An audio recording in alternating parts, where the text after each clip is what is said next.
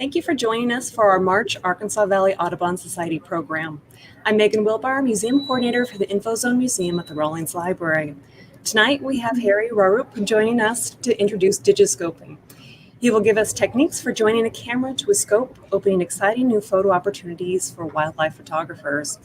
Harry is a Chicago native and now calling Pueblo his home, enjoys birding along the Arkansas River. He's an avid birder and Audubon member. He'll be answering questions at the end, so please type them into the chat box. Dr. Peg Roney is also joining us live this evening. She is president of the Arkansas Valley Audubon Society and the mastermind for these programs. Her concern for the environment and wildlife have been lifelong. Thank you, Peg, for your continued efforts to bring us great content, and I'll turn it over to you. Yeah, thanks, Megan. I want to welcome everyone here tonight and encourage you to join the Arkansas Valley Audubon Society. Membership information is available on our website, Southern Colorado Birds, abbreviated SOCO, so socobirds.org. And all of you photographers out there, I want to invite you to submit your birds and wildlife photos to us for inclusion on our website. And you can send those photos to Ark Valley Audubon, Ark Valley Audubon @gmail.com. And then check our website and see if your photo is up there. All right, now I'll turn this over to Harry and Digiscoping. Okay.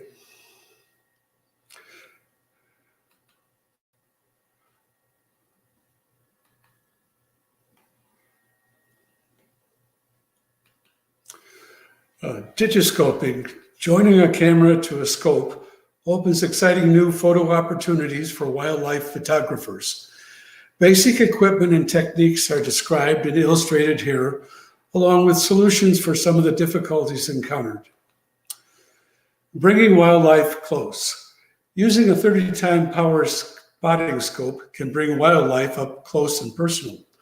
The 30-time power is equivalent in power to a 1250 millimeter lens on a 35 millimeter camera. It can be truly awesome to see the amount of detail in your pictures.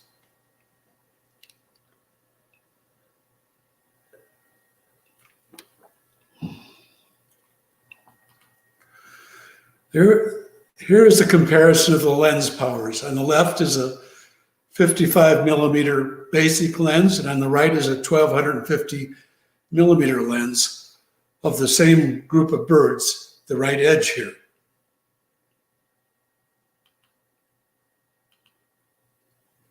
Right here.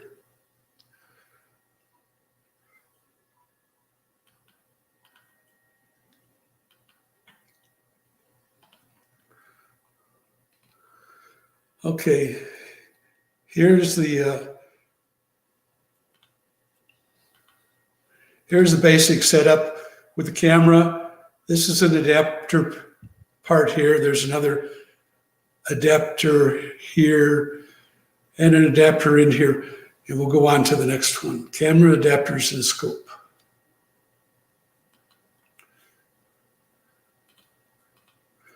Okay, these are adapters for my Canon EOS 77D camera and Kawa Prominar 883 spotting scope. Starting at the camera side. Harry, I'm going to interrupt you. Your Yes? slides aren't advancing, so we can't see what you're talking about. You need to advance your slides. I did. We just see your intro.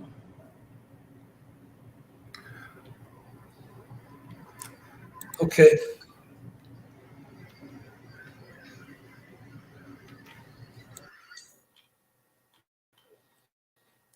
What have you seen so far? We've only seen the intro, the first page. How about now? Can you see it now? Yep, we can see it. Does it fill the whole screen? No, but we can see it.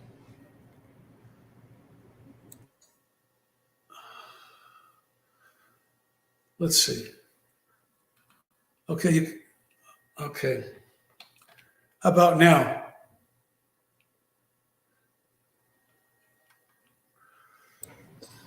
It looks good. As long as you just keep advancing, we're good. Okay.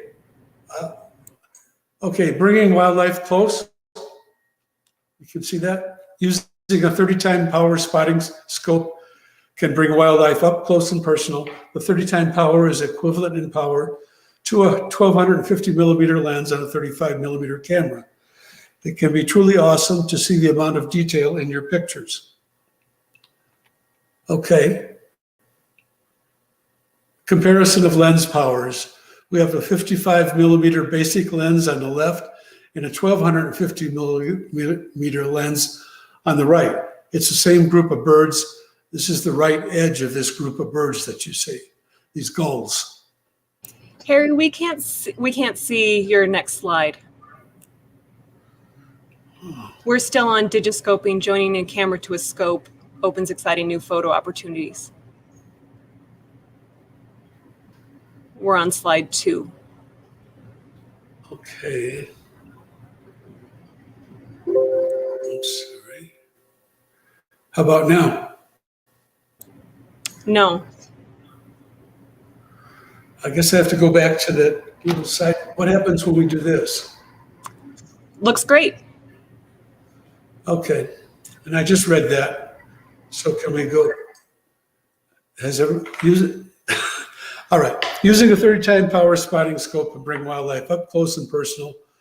The 30-time power is equivalent in power to a 1250 millimeter lens on a 35 millimeter camera. It can be truly awesome to see the amount of detail in your pictures. Here we have a comparison of lens powers. On the left is a 55 millimeter basic lens, and on the right is a 1250 millimeter lens. It's a group of birds that you see in the distance on the right-hand edge.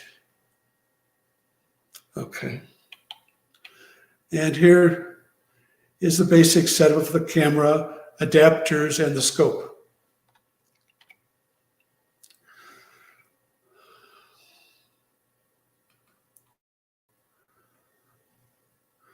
Okay, this shows the adapters for my Canon EOS 77D camera and Kawa Prominar 883 spotting scope.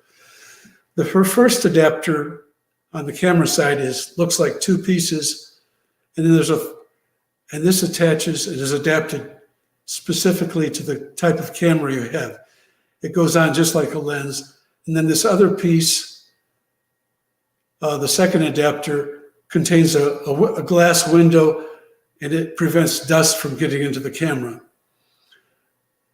And then the third adapter is a set with this adapter on the right. It screws into the window adapter, and then it slides over the scope adapter. The scope adapter is attached after you remove the multi-position eyepiece from the scope. And the 3 separately ordered adapters cost roughly $250.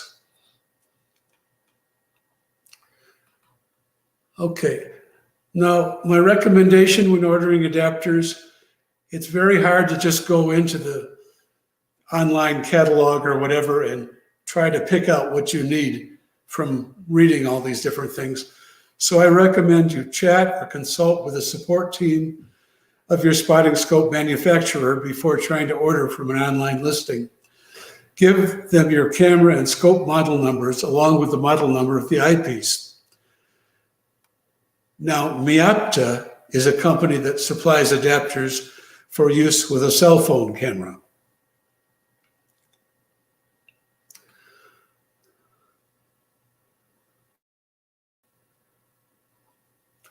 Tripods.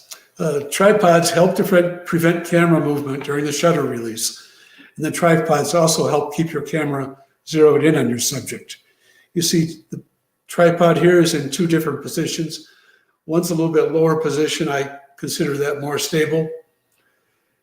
And we'll go on to the next page.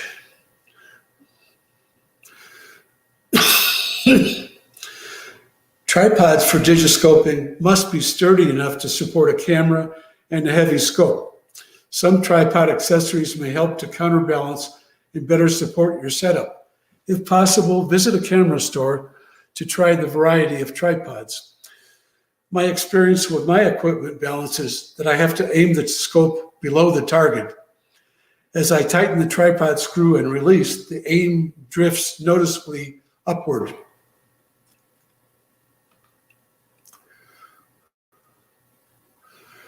Now, a remote release for digital cameras is strongly recommended.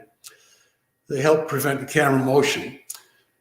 With one, you do not have to touch the camera shutter release button. Remote releases about the size of a car remote are available for under $50. Alternatively, I have a Canon Camera Connect app on my Samsung cell phone, along with Bluetooth and wireless on my Canon EOS 77D camera.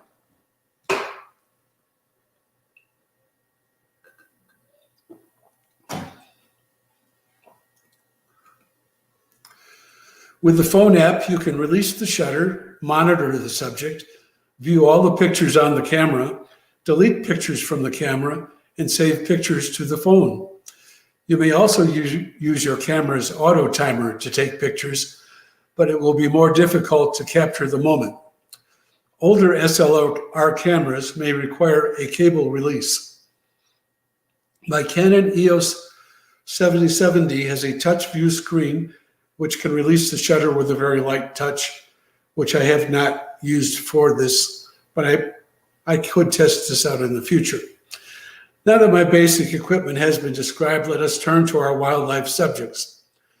For my first Digiscope trials in May 2020, I found the subject easy to locate, a double-crested cormorant rookery. Part of my strategy was to take photos earlier in the day before heat waves distorted the photos, or the sun was too directly overhead. As you can see, there's a bird sitting in the nest and there's a bird standing above the nest. Well, the bird in the nest is actually a baby that's probably about ready to get out of the nest. And generally, both the male and the female will take care of the birds in the nest. This is an estimated 135 yards with ISO 800 and 1/400th of a second exposure.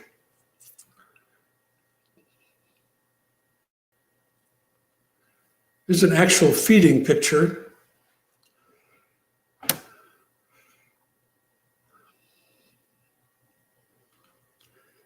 The same exposures and distance.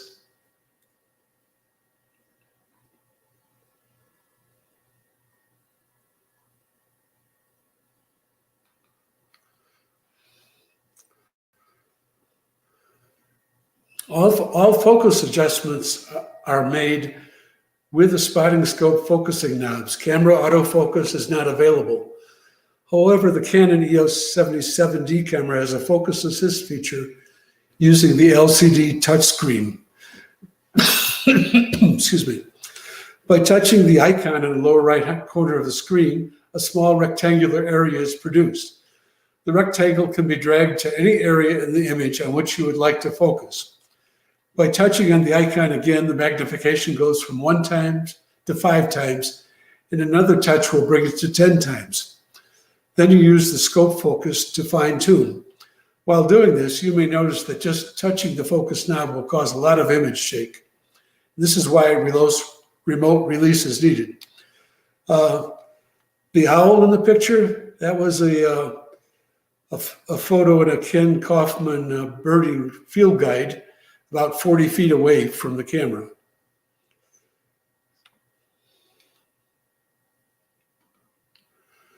Exposure. There are only 2 camera settings that are adjusted to obtain a desired exposure.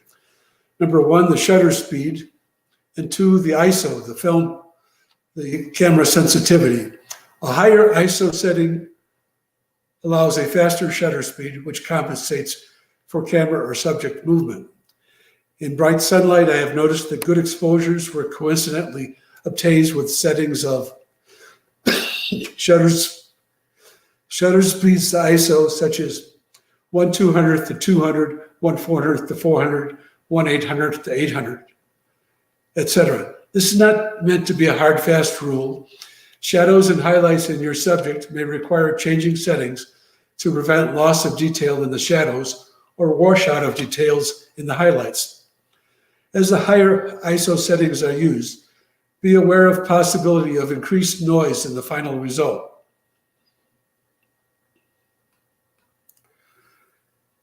So how to control the shutter speed in the ISO setting? If you set the aperture priority with auto ISO, the camera automatically sets the shutter speed. If you set a manual ISO,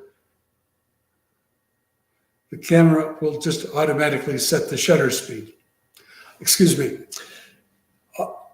With aperture priority, if you go to take a picture, the auto ISO and the shutter speed will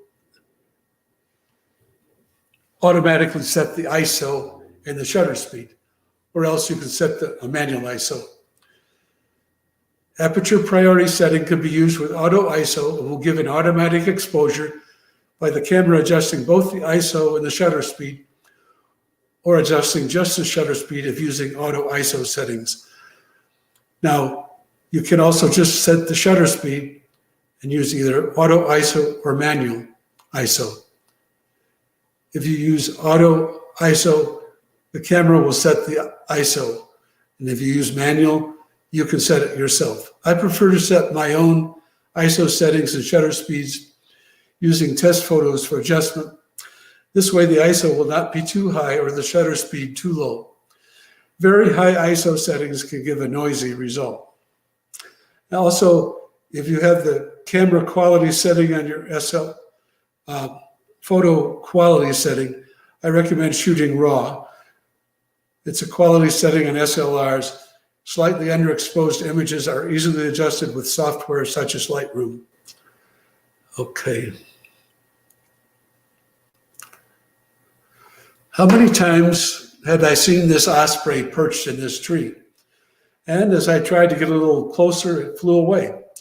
Finally, I got the chance.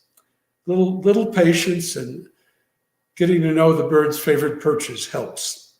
This is a distance of 90 yards and the photo is uncropped.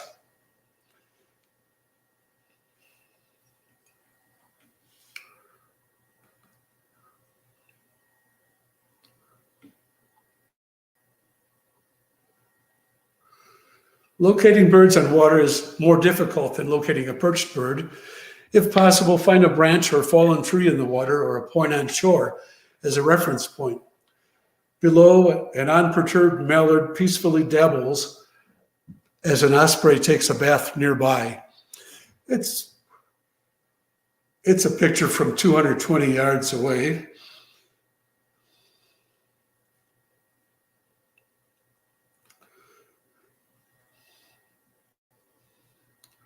Here's some common goldeneye ducks swimming. The gravel bar and gulls in the background help to locate the ducks in the viewfinder. This is about 100 yards away. Did I say that? I don't know. Okay.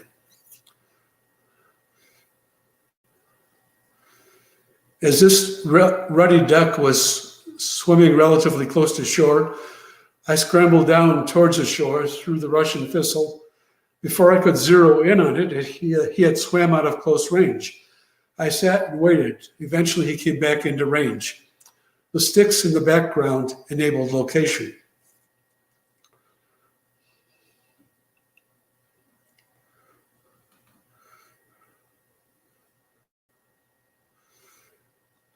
Excuse me.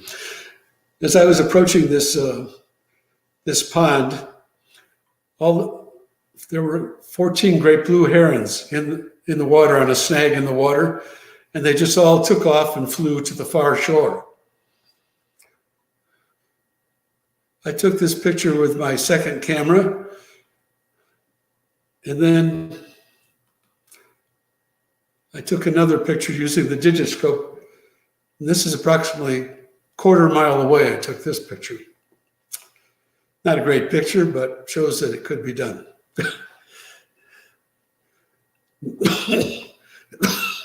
Excuse me.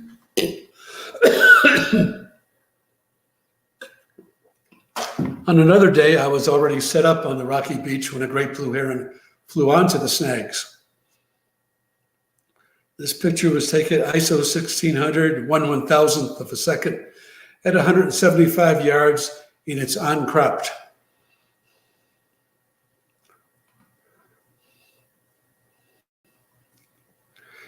This one's ISO 400 and a relatively slow shutter speed of 1/200th of a second at 160 yards, uncropped.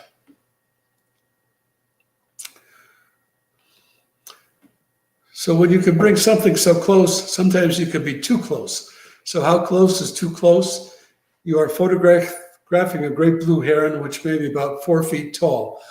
How close can you be with a 30-time digiscope setup using landscape orientation and still get the entire heron in the picture? Well, the answer calculates to be 111 yards. Later on, I will present the formula that I use to estimate yardage. Excuse me.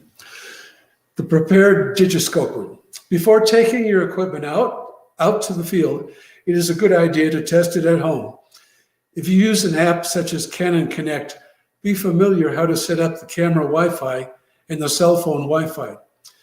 This is better than being frustrated when the wildlife leaves the area while you fumble with your phone, camera, and equipment. Having your scope, adapters, and cameras assembled in a backpack carrying case helps to save time. If the case has a place to load the tripod, that is even better. Being aware of the need to set up quickly was often on my mind. As I was starting along a path branching from the main trail, I found my challenge. In front of me was a busy little rock wren that didn't seem to be bothered by me. Although the wren is slightly obscured, I was pleased with the beak and eye details. I was also happy that I was getting quicker at setting up.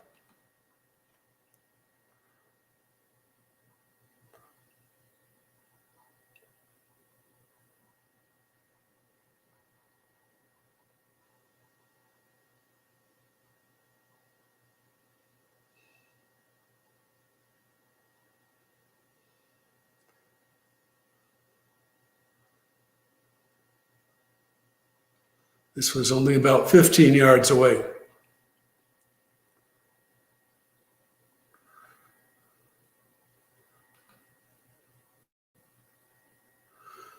Okay, I was looking out at this gravel bar, and there had been a bunch of cormorants sitting on this gravel bar, and they got up and walked off the gravel bar and calmly swam away. But when you look out at and see a large group of birds, look for the exceptions. This is about 100 yards away. So this is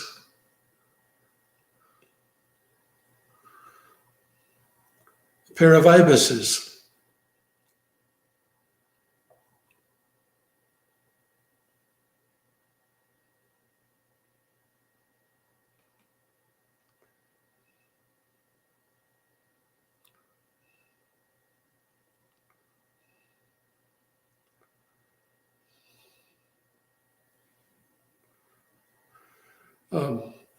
After snapping dozens of pics of this gull, I had to admit that I did not know the species.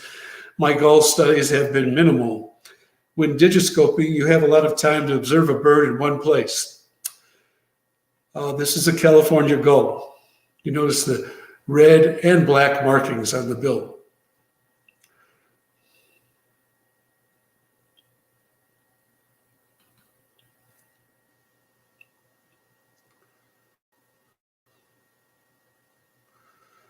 Call this Flighty Birds. Some birds are very active. Locating and focusing can be quite difficult. If a bird likes a particular perch, it will often leave and then return. Pre-focus on the empty perch. When the bird returns, you can fine-tune the focus. Here was my first try, and here I was waiting.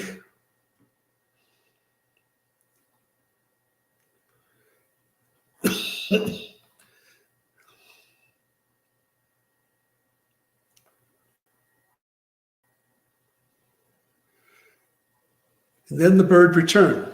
It's a nice picture, but I think I bumped the tripod a little bit offline and cut off the tail. And This one's okay. And here's coming up another example of pre-focusing. This is a Say's Phoebe. And if you look at the picture on the left, you can see the, like it looks like an egg sac or something in its mouth, in its beak, excuse me.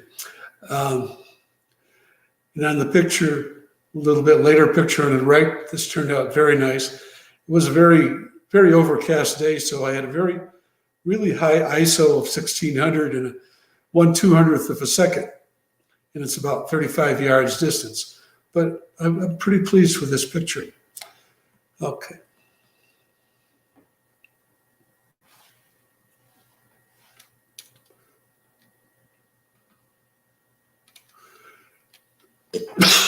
Summary of using your equipment. Use a remote release, lower and spread the tripod legs. Use focus assist camera function if you have it.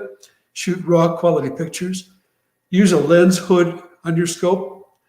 Charge camera and phone batteries ahead of time. Check and clean lens regularly. Lock the camera mirror on SLRs unless you have a mirrorless camera, but it's not necessary if you're using the live view, the LCD screen. Pre-assemble the camera in the scope and carry in a zippered case, which ideally will have a sleeve on the outside for your tripod. Further tips: early in the day is a good time to avoid distortion due to air being warmed. Avoid wind. Rehearse setting up with your camera, tripod, and phone so that it becomes automatic. Pre-focus when possible. Birds often leave and return to the same perch.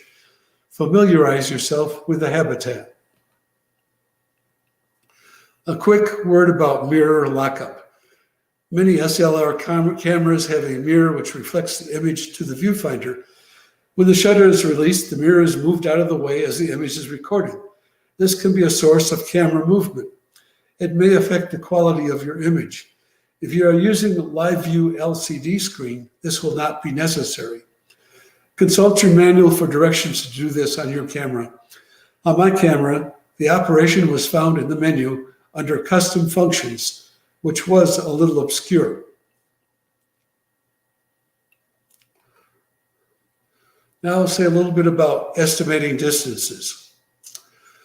When I first started digiscoping, I was guessing the distance from camera to the subject. I wanted to be able to say how far away something was. I was sure there must be a better way to estimate distance based, for example, on the length or height of a bird in a photograph and the lens being used. Finally, I found the formula below, which is a fraction. The distance to the object in millimeters is equal to the focal length of your lens times the real height. Now, the real height is, you can get this information from a field guide or online, and that is in millimeters. Then you have the image height in pixels in the numerator. In the bottom, you have the object height in pixels. And then you have the sensor height. That's the actual size of the sensor in your camera. In regard to using the bird length or height, it doesn't matter which you use, as long as you use the same dimension throughout the formula. See the next page. Now, these pixels could also be measured just simply by measuring the total height of your image on the screen, and then just the length of your object that you're measuring, or the height. Instead of just pixels, you could substitute that number. Or you can also do a temporary enlargement and crop in on the subject, and it will give you the pixels directly. Okay. And here, I'm not going to go over this. This is just converting the millimeter answer that you get into yards.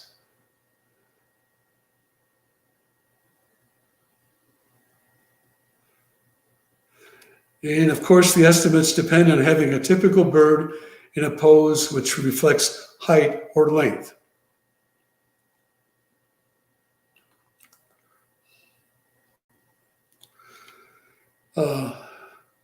Estimating distance continued. When first thinking about digiscoping, I read online that a 30-time power scope was equal in power to a 1250 millimeter lens. Really? Recently, I tested my setup using a measured post and a known distance. Using the formula, I solved for f, the focal length. The answer came out to be 1260 millimeters, which was a pretty good match for my lens that I was using. Okay, we are about reaching the conclusion of this program. And I'm calling this Getting From Here to There. I learned the hard way that I needed a better way to lug my equipment to the photo site. About 20 pounds of equipment, which included an additional camera with lens, were carried around my neck, over my back, and in my hand. When moving from one site to another, I often wanted to keep the tripod, scope, and camera all assembled to avoid setup time. I began taking pictures of some long-legged shorebirds in the pond shallows. Then I tried to move closer over the uneven rocky surface, balancing myself and the assembled tripod and scope. Well, I took a dive and gashed my shin and knee against the rocks. Fortunately, I didn't hit my head or break anything. My first pictures from before the fall are these two below. I sort of like the one on the right, the way the leg is bent there. That's kind of neat. Well, I recovered and I got a little bit closer.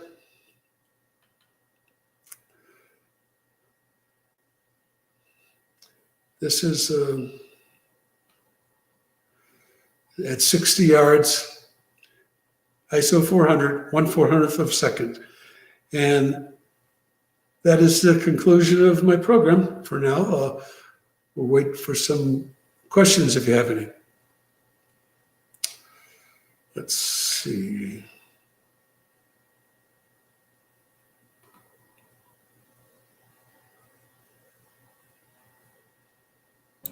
Harry, it does look like we have some questions that came in. Do you want me to read them to you? Oh, okay. The first question is, what cameras would you recommend for a novice bird photographer? I have no particular recommendations. I like my Canon, but the Nikon, and I have no recommendations myself. Okay. At the beginning, you were talking about noise in the final result of a photo. So what is noise that would appear? You get extra little dots and stuff in the picture, just because it's under a very sensitive photo. That's called noise. And are there universal adapters for cell phones? Universal adapters. I don't know the answer to that question. I would go to the MEOPTA website, the MEOPTA website, and you could probably find something and even talk to them possibly. And the last question is, would you explain estimating distances a little bit more? Okay, sure.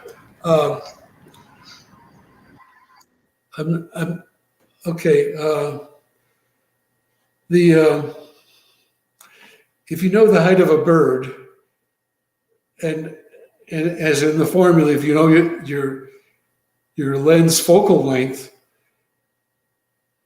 and you have the height of your image versus the height or length of your bird, you can put this into the formula, and it will give you the distance in millimeters. You need to have the bird in a certain position where you can get a good length measurement from your monitor or your photo. Or you could also crop the photo in your software and get directly the pixels. But you get that information from field guides and or online. You also get information about your camera sensor online or in your in your camera manual. Thank you. That was a great answer and really interesting. How long have you been doing this technique? I've been doing it since May, Great. last May, so almost a year. Yeah, that's kind of amazing I'm progress. sorry I wasn't able to work with my slides the way I thought I would be able to. We didn't test it out. Yeah, it's okay. It worked just fine. And we thank you for being here. And I guess we'll say goodnight. Okay. All right. Thank you. I hope I answered the questions okay. I Thank think you're you. great. Okay.